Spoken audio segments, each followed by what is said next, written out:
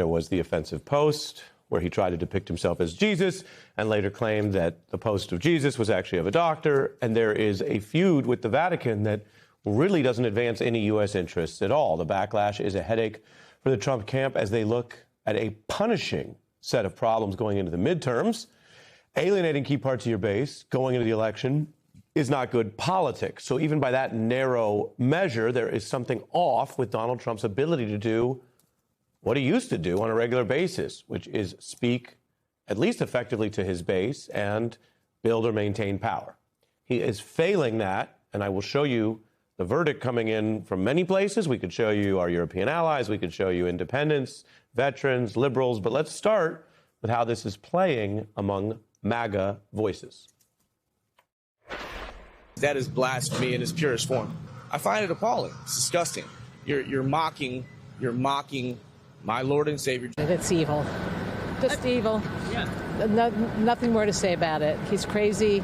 Done. I'm ashamed. I'm ashamed that he would actually do that. A man I voted for and trust. Do you think this will have an effect on the elections in November and the midterms? I hope so. I hope Catholics come out and vote for the Democrats. We're in a really bad situation.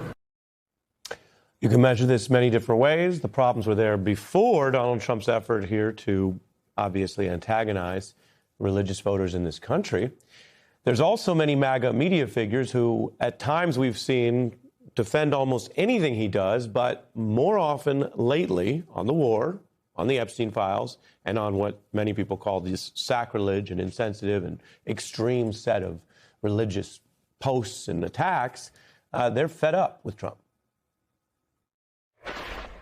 The image on its face is sacrilegious. I think it was blasphemy. I was offended. I think he should apologize. That kind of insulting behavior where you post something like that on social media after going after Pope Leo, I mean, does it end? It's offensive. It's patently offensive. I don't know why the president's getting so desperate for attention that he feels the need to mock 1.4 billion Catholics. He's stepping on his own message.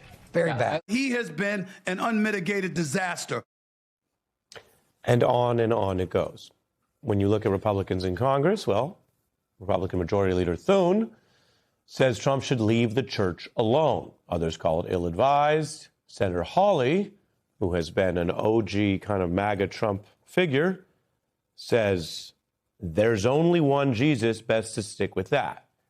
By the standard of criticism in our current era, that's already loud. Other House Republicans saying this. I talked with the president about it as soon as I saw it and told him that I don't think it was being received in the same way he intended it. He agreed and he pulled it down. That was the right thing to do. I can think of a lot of people that might be close to Jesus, and I don't think President Trump is one of them. And I think the president should focus on national security and policy and leave this debate back and forth alone and walk away. What we're witnessing is what it sounds like when even the hard right and MAGA voters and some pundits like you saw there, Megyn Kelly, react to Trump the way the majority of the country has been reacting to Trump on issues for many years. He got fewer votes against Hillary Clinton, but we have a funny system that made him president. Then he was, of course, rejected in those other midterms and in 2020, and he did come back in November 24. But most of the time, and it's easy to lose sight of this when you look up and you see the president starting wars like this and raising the price of gas and fighting with the Pope, it's easy to look up and say, wait a minute, how do we even get here? How is this person president, and is this popular? And the answer is no, this is not popular, although the November 24 victory, which was about by a 1.5 spread, shook things up and had a lot of people forgetting that he was unpopular in the first term, as I mentioned, got fewer votes in both elections, 16 and 18, and that writ large, there aren't a lot of people in America who think this is how the president should act, or that this is okay, or that this is good. So that's just the baseline. It just happens that obviously going after the Pope and saying you're Jesus is going to apparently alienate a larger overlap of your own core supporters. But you got a lot of other people in the country who say, yeah, it's not presidential. Duh, none of this has been presidential the whole time. It's also getting the late night treatment. He posted this AI image depicting himself as Jesus. presumably trying to heal Jon Stewart. Wait, the guy in the bed, can I just... From the picture, it looks like he was touch and go with me for a while. But thank God, in my time of need, I was surrounded by family. Donald Trump wants us to believe that he thought this was a doctor. If I'm in a doctor's office and that man walks in, I'm thinking I died. So the jokes kind of write themselves. There are broader problems, though, that everyone is living through in reality, including how this war is rattling the economy. The International Monetary Fund now put out grim prospects that this kind of oil market disruption could slow economic growth even if we get through the war, meaning some of the damage is done, and it could make inflation rise and ups the risk of a recession. So Trump has a shrinking tent, as Axios puts it. And he is at a place where he either doesn't know or doesn't care about just how badly it's going. Donald Trump has been unusual for a long time by the standards of certainly political figures or most people in public life. But that doesn't mean that that is a baseline that is good for American leadership, policy, national security. That's one level. And also doesn't mean that a further decline on his behalf should be excused because of past inappropriate and unusual behavior. He is erratic. It is alarming people. Jon Stewart, who we mentioned, was mocking Trump's outlandish claim that his Jesus photo was not a Jesus photo, that it was a doctor. God, do you even care about lying to us anymore? Is it over? Is this relationship gone stale? Your lies used to have a real spark. They're eating the cats and dogs. Venezuela stole the 2020 election. And now the best you've got is, oh, no, it wasn't Jesus. I'm a doctor. You need to find your happy place and fast. We expect better lies, sir. Better lies is a joke, but part of the punchline is that Trump has clearly lost his fastball, even when it comes to propaganda.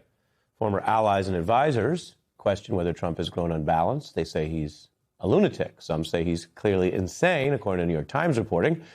The social media posts that he has shared lately are not just about inappropriate words or extreme jokes in AI pictures. He proclaimed he would wipe out an entire civilization.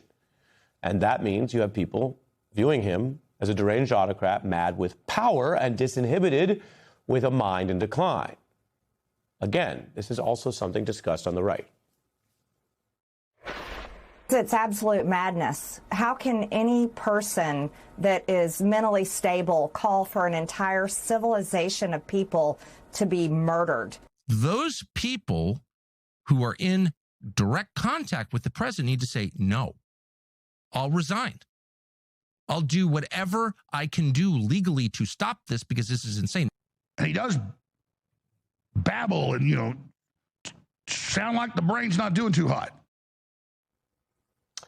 In the second term, the Times reports that Trump is less restrained and more incoherent, more profanity, speaks longer, regularly makes comments rooted in fantasy rather than fact. Again, his penchant for lies and exaggeration are a different issue than whether, as allies and observers say, he is now someone who does not have a grip on reality at all, and he has been seen going off on all kinds of tangents. For $25 million, and it would be better. It would be better. See this pen right here? Our stock market took the first dip yesterday because of Iceland. So Iceland's already cost us a lot of money. So this pen is very inexpensive, but it writes well. I like it. I picked those drapes in my first term. I always like gold. I love the government like I love myself economically. The black mamba, the brown mamba, and the viper from Peru. I got all you people looking, and you say there must be something wrong with Trump. The question is not whether people think this is funny or entertaining. We're in the middle of this war, and the question, very clearly, we must ask, is the president okay? We'll always tell you what's happening. The White House pushes back hard on this. They say Trump is sharp, and this is the usual critiques that he faces. There are veterans, though, who've worked with him, and they say they see a decline. Indeed, this came up when we were interviewing a former White House lawyer on the beat. I think there's been a significant decline. You know, he's always been driven by narcissism, but I think the dementia and the cognitive decline are, you know, palpable, as do many experts, including many physicians. I don't think there's anybody outside of the United States who believes that Trump is sane. Regardless of where you live, what do you believe? And do you have the evidence to make a good assessment? It does matter. The last time a president faced this, what started with the idea that nothing would change ended with an unusual campaign switch. You don't know where these things lead.